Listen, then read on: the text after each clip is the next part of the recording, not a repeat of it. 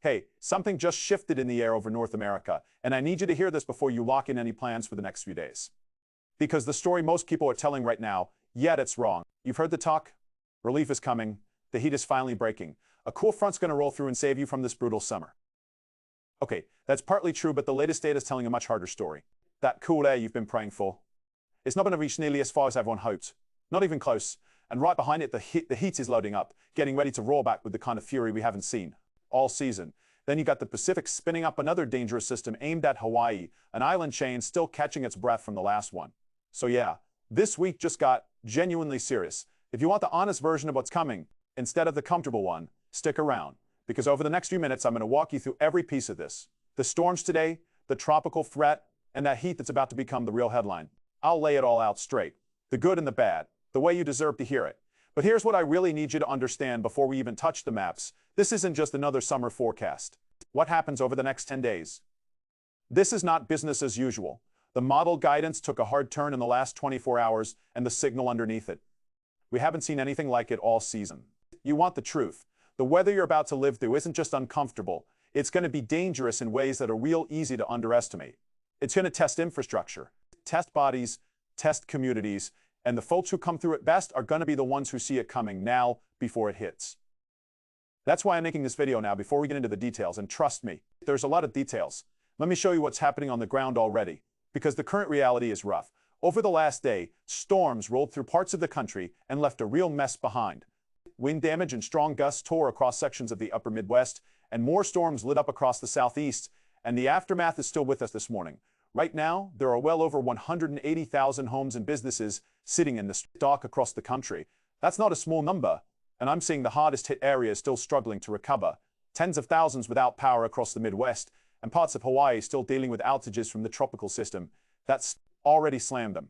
So that's the backdrop we're walking into today. A country already bruised from the last round, already exhausted, bracing for the next. And here's what keeps me up at night about all this. I keep thinking about the people who just got their power restored yesterday, who got their lights back, got their food saved, finally got a good night's sleep. And the forecast is pointing at a very real chance they lose it all over again. That's not me being alarmist. That's just what the data shows, and it's exactly why I'm telling you not to just trust the pretty forecast on your phone. This is not going to be a quiet day. Over 180,000 homes and businesses woke up in the dark this morning. That's what's already happening across the country. The upper Midwest got hammered by damaging winds.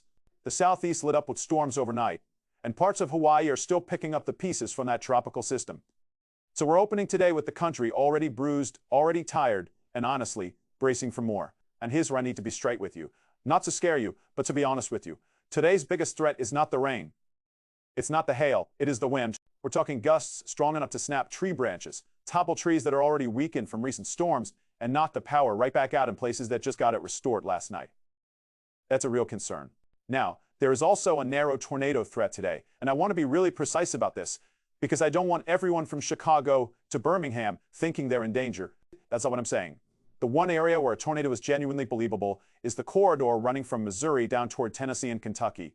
Everywhere else, I'm just not convinced the ingredients come together for a real sustained tornado risk. But if you're in that zone, that's where you need to keep your guard up the most today. Let me walk you through how the day actually plays out hour by hour, because timing matters here. Early on, you get storms firing across the eastern plains, parts of Nebraska and South Dakota, and those roll through the morning and into midday.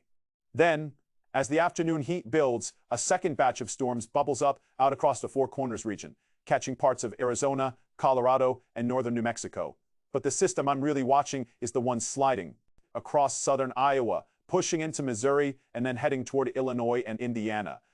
That's the one that carries the tornado potential later this evening, specifically for southeastern Missouri, southern Illinois, and western Kentucky. As night falls, those storms are expected to group together into a cluster.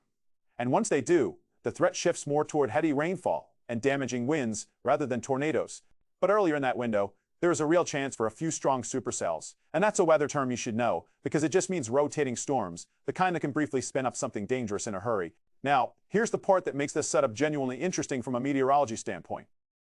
And I want you to really understand this, because it tells you exactly where the risk lives and where it doesn't. Up across northern Missouri, the winds high up in the atmosphere are weak. And when those winds are weak, storms tend to be more of a straight line wind and rain threat, not a tornado threat. That's because you need a change in wind speed and direction as you go up in the sky to get storms to rotate. That's the ingredient. Without it, no twisting. But watch what happens as you slide south, over southern Missouri, southern Illinois, and into the western Tennessee and Kentucky Valley. Those upper-level winds crank up dramatically, and that's exactly why the tornado threat concentrates there and not farther north. Those stronger winds aloft give the storms the twist they need to produce tornadoes. And when you combine that with all the instability, the fuel in the atmosphere that thunderstorms feed on, those cells can hold together and stay dangerous well into the overnight and early morning hours. And that overnight timing, that's its own concern. Storms that hit while people are asleep are the ones that catch folks off guard. That's when you're most vulnerable. You're not watching, you're not tracking. You might not even hear the warning go off. That's why I'm flagging it now. And here's the thing I keep coming back to. The data from the last 24 hours shifted in a way that makes today's setup more dangerous than the headlines suggest. A lot of you have been waiting for that cool front. I get it. You've been praying for it, ready for it to sweep in and rescue you from this brutal summer. But here's the reality check. That front is not going to reach nearly as far as everyone hoped. And behind it, the heat is loading up, ready to come roaring back with a vengeance we haven't seen yet this entire season. But that's the story for later. Right now, we've got to get through today first, and today the wind is the weapon. So if you're in that corridor, you stay weather aware this evening. You have your alerts set on your phone, and you do not let your guard down just because it's dark outside. That's exactly when you need to pay the most attention.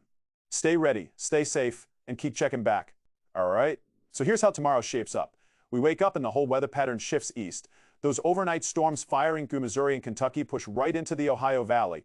And once the afternoon heat kicks in, everything starts reorganizing toward the northeast.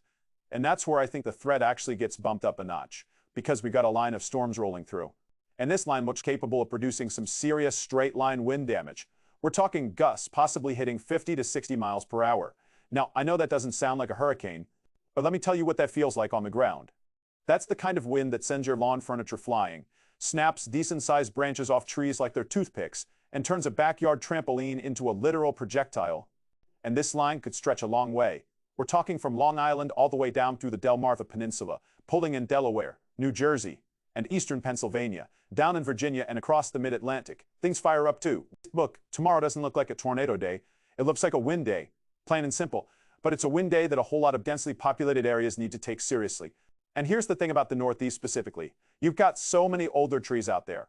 Trees in suburban neighborhoods, along city streets, weakened by years of storms, pests, root rot.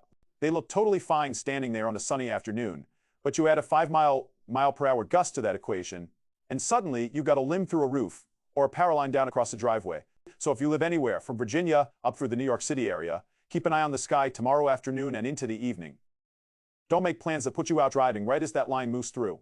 Charge your phone tonight. Make sure you can find your flashlights in the dark, because the one thing I've learned from covering these events for years is that it's always the people who thought they were in the clear who end up caught totally off guard. Before I move on, I want to ask you something, and I genuinely do read these comments, so drop it in down there. Have the storms already reached your area this week? Tell me your town and what you saw. Was it wind damage, a power outage, hail, or just a wall of rain? And just as important, tell me one thing you always keep ready for when the power goes out, because your tips genuinely help other people in this community. Especially folks who might be facing their first big outage. Some of the best advice I've ever seen on this channel comes straight from you all in that comment section. So let's build that list together. Now let's turn to the tropics, because we've got two very different stories playing out in two different oceans, and you need to understand both of them. Let's start with the Pacific, because that's where the immediate danger is. There's a system spinning up out there right now, and the forecast models are giving it a very high chance of developing into a tropical depression and then strengthening over the coming days as it tracks westward to west, northwestward at around 10 to 15 miles per hour. And here is the concerning part, the part that keeps me watching this closely. The intensity guidance suggests this system has the potential to strengthen quickly, potentially climbing from a tropical storm all the way toward hurricane strength in a pretty short window of time. The setup in the atmosphere right now shows a strong dome of high pressure that is going to steer this thing on a westward push, and depending on exactly how the track evolves, it could pass uncomfortably close to Hawaii within roughly 5 days. Now, I want to be careful and honest here, because Hawaii has already been through it recently. The islands were just hit by a tropical system, so the people there are already exhausted, already cleaning up. And the last thing anyone wants to hear is that another one might be lining up. The good news, if there is any, is that the average of the model guidance keeps the center of this new system somewhat away from a direct hit. But I want to say this as clearly as I possibly can. Impacts reach far beyond the center of the storm. Even an indirect pass can bring wind gusts of 40 to 50 miles per hour to the Big Island. And if the track shifts just a little bit, those numbers go up. And the real fear, the thing that keeps forecasters up at night with these tropical systems, is the rain. The latest model guidance shows the potential for 7 to 8 inches of rainfall on the Big Island from this system. And when you drop that much water on terrain with steep mountain slopes and narrow valleys, you don't just get wet ground, you get flash floods and mudslides. So if you're in Hawaii, I'm not telling you to panic, but I am telling you to pay close attention over the next few days. Watch for the advisories, listen to your local officials, and don't wait until the last minute to prepare, because the one thing this system has going for it right now is that you actually have time to get ready. All right, let's talk tropics, because right now, two very different stories are playing out across two oceans. One side completely quiet, the other